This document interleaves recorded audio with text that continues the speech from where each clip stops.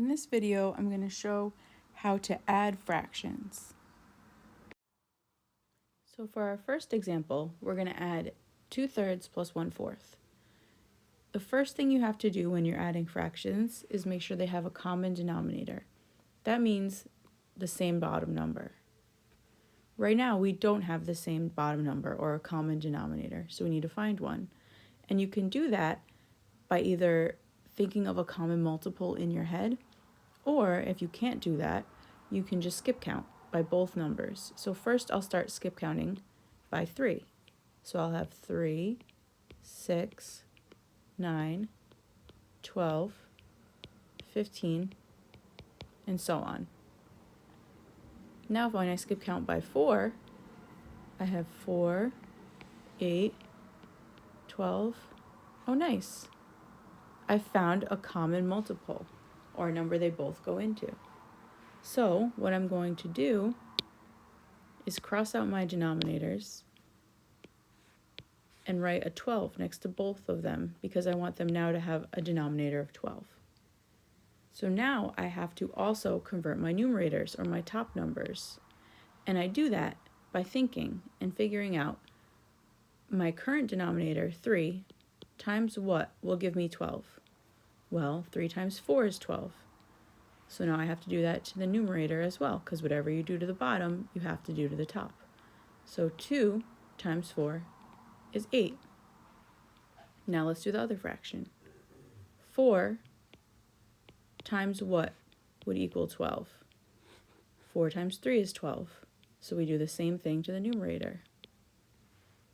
And 1 times 3 is 3. So my new problem says 8/12 plus 3/12.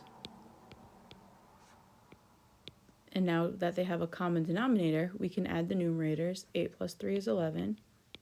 And we keep the denominator as 12. And we have our answer. So first we found a common denominator by skip counting. Then we converted our fractions. Then we added the numerators, and we got our answer. So in this example, I have mixed numbers, which means I have a whole number and a fraction.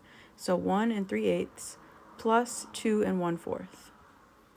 So same as before, first I have to find a common denominator. Here I have 8 and here I have 4. So I'm going to skip count. 8, 16, 24, 32.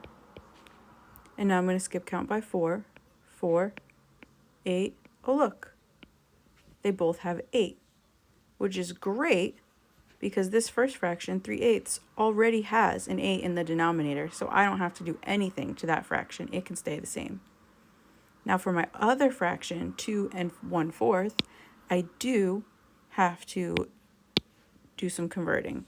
So I'm going to cross out my 4 in the denominator, and I want to make it an 8. So I have to think 4 times what equals 8? Well, 4 times 2 equals 8. So now I do the same thing in the numerator. Multiply by 2. And 1 times 2 is 2.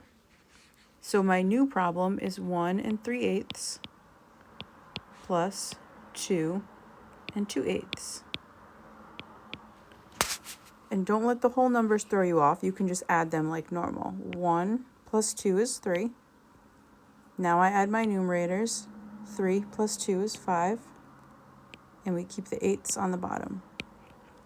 And we have our answer. So let's wrap up. To add fractions, first we have to find a common denominator. That's when you might use skip counting.